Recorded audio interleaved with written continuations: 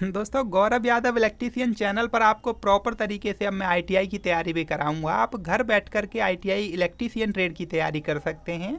आपको न तो 1 रुपये कहीं खर्च करने की ज़रूरत है, न ही कोई कोर्स खरीदने की ज़रूरत है। मैं एक अलग से प्लेलिस्ट बना दूंगा आईटीआई वाले सभी दोस्तों के लिए, जहाँ से जा कर के आप वीडियो देख सकते हैं। दोस्तों, ये आईटीआई क्लास का हमारा पहला वीडियो है और मेरा कोशिश रहेगी मैं आपको जीरो से हीरो बना दूं। आज प्रॉपर तरीके से मैं आपको ये समझाऊंगा कि आखिरकार बिजली होता क्या है। आपने अपने गांव में देखा होगा कि 11,000 वोल्टेज की लाइन होती है। आपको लाइन तो दिखती है, लेकिन ये नहीं दिखता है कि बिजली किधर से आ रही है, किधर को जा रही है। थोड़ा सा आप बाहर देखेंगे तो आपको बड़े बड़े टावर दिख जाते हैं, बड़े बड़े लोहे के खंभे दिख जाते हैं, जिन पर काफ़ी हाई वोल्टेज में ट्रांसमिट होती है इलेक्ट्रिसिटी। तो प्रॉपर तरीके से इस वीडियो को देखने के बाद आप एक एक चीज़ समझ जाएंगे। दोस्तों, एक छोटा सा क्वेश्चन बनता है, अगर आपसे कोई पूछता है कि इलेक्ट्रिसिटी है क्या, व्हाट इज इलेक्ट्रिसिटी, तो आप कह सकते हैं कि विद्युत वह अदृश्य शक्ति है जिसे न तो हम छू सकते हैं, न ही अपनी आंखों से देख सकते हैं। बस उसके प्रभावों से हम उसको महसूस कर सकते हैं कि हाँ, अभी लाइट चल रही है, अभी लाइट चलेगी। जैसे आपका एक बल्ब जल रहा है, जैसे ही हमारी लाइट आई तो बल्ब ग्लो करने लगता है, और जैसे ही लाइट चली गई तो बल्ब हमारा बंद हो जाता है। दोस्तों, अभी थोड़ी सी देर में हम समझेंगे बिजली के इतिहास के बारे में, लेकिन उससे पहले हम ये समझ लेते हैं कि विद्युत धारा क्या होती है, व्हाट इज इलेक्ट्रिक करंट। तो इसका आंसर बहुत सिंपल सा है। आप कह सकते हैं कि इलेक्ट्रॉन का प्रवाह ही विद्युत धारा है। दुनिया की हर एक छोटी से छोटी चीज़ में इलेक्ट्रॉन रहते हैं। किसी में मुक्त इलेक्ट्रॉन की संख्या ज़्यादा होती है तो किसी में कम। इलेक्ट्रॉन के ऊपर नेगेटिव चार्ज होता है। मान लीजिए एक कॉपर का कंडक्टर है। कॉपर में सबसे ज़्यादा मुक्त इलेक्ट्रॉन की संख्या होती है, इसीलिए उसको गुड कंडक्टर माना जाता है। उससे भी अच्छा कहें तो फिर चांदी हो गया, सोना हो गया, लेकिन ये बहुत महंगे होते हैं, तो हम चांदी या सोने का कंडक्टर यूज नहीं करते हैं, कॉपर का कंडक्टर यूज करते हैं। दोस्तों, जब हमें अपना कोई बल्ब ग्लो कराना होता है या फिर अपना कोई लोड चलाना है, तो हम क्या करते हैं, वोल्टेज नामक सोर्स से अपना इलेक्ट्रॉन के अंदर धक्का देना शुरू कर देते हैं। इलेक्ट्रॉन को धकेलना शुरू कर देते हैं वोल्टेज के थ्रू। जब इलेक्ट्रॉन का प्रवाह होने लगता है किसी कंडक्टर में, तो ये इलेक्ट्रिक करंट होता है, हमारा लोड काम करने लग जाता है। इसी को हम इलेक्ट्रिक करंट कहते हैं। मान लीजिए एग्जाम्पल के लिए एक सड़क पर कोई गाड़ी खड़ी हुई है। अभी मान लीजिए सड़क कंडक्टर है और जो गाड़ी है वो आपका इलेक्ट्रॉन है। लेकिन जब आप पीछे से आकर के गाड़ी के अंदर धक्का लगाना शुरू करेंगे तो गाड़ी आगे बढ़ने लग जाएगी, आपका काम होने लग जाएगा। गाड़ी में धक्का लगाओगे, थोड़ी देर में गाड़ी जैसे स्टार्ट करते हैं ना धक्का लगा के, तो वैसे गाड़ी स्टार्ट हो जाएगी। तो उम्मीद करता हूँ दोस्तों आप इलेक्ट्रिक करंट प्रॉपर तरीके से समझ गए होंगे। जो हमारा एक इलेक्ट्रॉन होता है, इसका मान होता है 1.6 × 10⁻⁻19 कूलाम। कूलाम इसका इकाई है। अब हम समझ लेते हैं कि बिजली की खोज कब हुई थी। सबसे पहले तो आपको ये पता होना चाहिए कि बिजली कितने प्रकार की होती है, टाइप्स ऑफ इलेक्ट्रिसिटी क्या है। यहाँ बच्चे अक्सर गलती कर देते हैं कि बिजली 2 प्रकार की होती है, कि एसी और डीसी। तो ये कहना गलत होगा। जो हमारा एसी और डीसी होता है ये इलेक्ट्रिक करंट के टाइप हैं, ये विद्युत धारा के प्रकार हैं। जो इलेक्ट्रिसिटी है ये हमारी 2 टाइप की होती है, कि डायनामिक इलेक्ट्रिसिटी और दूसरा होता है स्टैटिक इलेक्ट्रिसिटी, जिसको स्थिर विद्युत कहते हैं। अगर इसकी खोज की बात की जाए तो लगभग 2000 साल पहले, हिस्ट्री के अंदर कोई डेट मेंशन नहीं है। स्टैटिक इलेक्ट्रिसिटी की खोज का श्रेय जाता है यूनानी वैज्ञानिक थेल्स को, जिन्होंने किया क्या था, बिल्ली की खाल पर एबोनाइट की छड़ को रगड़ा, फिर पता लगाया कि जो रगड़ने से, जो घिसरन करने से बिजली पैदा होती है उसको स्टैटिक इलेक्ट्रिसिटी कहते हैं। जो हमारे बादलों के अंदर बिजली कड़कती है और अचानक से कहीं ज़मीन पर गिर जाती है, वो भी हमारा स्टैटिक इलेक्ट्रिसिटी है। स्टैटिक इलेक्ट्रिसिटी तो आप समझ गए, लेकिन आपके मन में एक सवाल आ रहा होगा कि सर बादलों के अंदर बिजली आई कहाँ से, कैसे बनती है।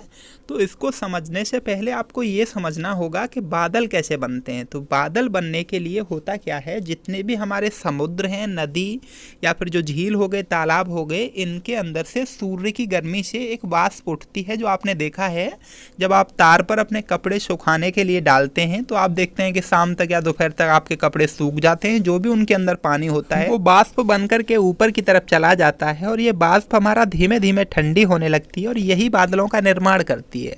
ये बादल हमारे 10 किलोमीटर से लेकर के 16 किलोमीटर किलोमीटर के बीच में बनते हैं। जो हमारा धरती का टेम्परेचर होता है, अर्थ का टेम्परेचर, जैसे ही इससे 167 मीटर ऊपर जाएंगे तो इसमें 1 डिग्री सेंटीग्रेड की कमी आने लगती है। मान लीजिए कि अगर आप ज़मीन से 1 किलोमीटर ऊपर जाते हैं तो लगभग 6 डिग्री सेंटीग्रेड तापमान में कमी आ जाती है। मानते हैं कि ज़मीन पर जो तापमान है वो 30 डिग्री सेंटीग्रेड है। अगर हम 5 किलोमीटर ऊपर जाएंगे तो ये 0 डिग्री सेंटीग्रेड हो जाएगा। लेकिन जो हमारे बादल होते हैं ये तो 10 किलोमीटर से ऊपर होते हैं, 10 किलोमीटर से 16 किलोमीटर के बीच में होते हैं, तो यही वाष्प हमारी बर्फ़ में बदल जाती है। तो दोस्तों, जो हमें बादल दिखते हैं ये बादल कोई धुआं नहीं है, ये बर्फ़ के छोटे छोटे कण हैं, ये बर्फ़ में बदल गए हैं और नीचे से लगातार हमारी वाष्प ऊपर जा रही है। तो इन दोनों बादलों के अंदर एक घिसरन पैदा होने लग जाती है। घिसरन होने से होता क्या है, बादलों के नीचे वाली साइड पर, जिस साइड में घिसरन पैदा हो रही है वहाँ नेगेटिव चार्ज इकट्ठा हो जाता है, इलेक्ट्रॉन नीचे की तरफ आ जाते हैं, ऊपर हमारा पॉजिटिव चार्ज होता है। जब दोबारा से वाष्प बनकर के ऊपर जाएगी तो नए बादलों में पॉजिटिव चार्ज ऊपर रहेगा, पुराने बादलों में नेगेटिव चार्ज नीचे की तरफ आ गया है। तो एक दूसरे बादल अट्रैक्ट होने लगते हैं और एक बिजली का निर्माण कर देते हैं, जिसको हम स्टैटिक इलेक्ट्रिसिटी कहते हैं। जो आप देखते हैं काफ़ी कड़कती हुई आपको आवाज़ सुनाई देती है। जब नेगेटिव चार्ज बहुत ज़्यादा इकट्ठा हो जाता है तो ये पृथ्वी पर गिर जाता है। पृथ्वी की सतह पर जो भी ऊंचे से ऊंची इमारतें होती हैं या जो भी पेड़ होते हैं उनके ऊपर बिजली गिर जाती है, जिससे कि वो नीचे अर्थ में चली जाती है। दुनिया का सबसे बड़ा कंडक्टर हमारा पृथ्वी है। इसी वजह से दोस्तों आपने देखा होगा कि जितनी भी हमारी बड़ी से बड़ी इमारतें होती हैं उन सभी के ऊपर हम अर्थिंग करते हैं कि जो आकाशीय बिजली से बचा जा सके। इसी अर्थिंग की सहायता से जो भी हमारी बिजली गिरती है वो हमारा जमीन के अंदर चला जाता है चार्ज, तो हमारी बिल्डिंग को नुकसान नहीं होता है। दोस्तों, आकाशीय बिजली की खोज का श्रेय जाता है बेंजामिन फ्रैंकलिन को। इनके दो साथी वैज्ञानिक और थे, डॉलीबार्ड और डेलोर, जिनकी प्रैक्टिकल के टाइम में मौत हो गई थी, जो आकाशीय बिजली पर एक्सपेरिमेंट कर रहे थे। उम्मीद है कि आप स्टैटिक इलेक्ट्रिसिटी को प्रॉपर तरीके से समझ गए होंगे। अब जो हमारा डायनामिक इलेक्ट्रिसिटी है ये 2 टाइप की होती है। पहला हमारा AC, जिसको अल्टरनेटिव करंट कहते हैं, प्रत्यावर्ती धारा, और दूसरा हमारा DC करंट होता है जिसको डायरेक्ट करंट या दिष्ट धारा भी बोलते हैं। दोस्तों, वैज्ञानिक माइकल फैराडे ने इलेक्ट्रिसिटी के लॉ दिए 1820 से लेकर के 1830 में, और 1831 में जाकर के इन्होंने ट्रांसफार्मर का आविष्कार किया जो हमारे म्यूचुअल इंडक्शन के सिद्धांत पर ही काम करता है।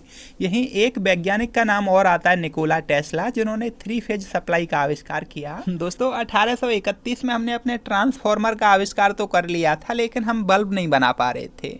काफ़ी टाइम बाद एक वैज्ञानिक हुए, थॉमस अल्वा एडिसन। इन्होंने अपनी टीम के साथ मिलकर के 1878 से लेकर के 1880 के बीच में बल्ब का आविष्कार किया। हजारों एक्सपेरिमेंट करने के बाद इन्होंने बल्ब को बना पाया। दोस्तों, वर्ल्ड में सबसे पहली बार 1882 में न्यूयॉर्क शहर के अंदर लाइट जली। दोस्तों, वर्ल्ड में सबसे पहली बार न्यूयॉर्क शहर के अंदर ही 2 kV DC लाइन का ट्रांसमिशन हुआ, जो 1884 में हुआ था। इसके बाद लगातार ट्रांसमिशन बढ़ते रहे। 1891 में 3 kV का ट्रांसमिशन हुआ, इसके बाद 4 kV, 10 kV, और अगेन फिर 3.3 kV में ट्रांसमिशन हुआ। इसके बाद 110 kV, 150 kV, 220 kV, और अगर अभी इंडिया की बात की जाए तो 765 kV AC लाइन का ट्रांसमिशन हुआ है मैक्सिमम इंडिया में।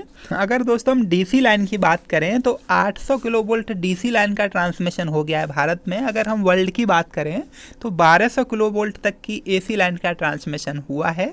उम्मीद करता हूँ कि आज का वीडियो आपको बहुत अच्छे तरीके से समझ में आया होगा। अगर थोड़ा सा भी अच्छा लगा है तो एक लाइक कर देना। दोस्तों, अगर अभी तक आपने चैनल को सब्सक्राइब नहीं किया तो सब्सक्राइब कर लेना ऐसे यूजफुल वीडियो देखने के लिए, और अपने सभी उन दोस्तों को शेयर करना जो ITI की तैयारी कर रहे हैं। जल्दी मिलूंगा आपसे एक नई वीडियो में, तब तक आप अपना ख्याल रखिए।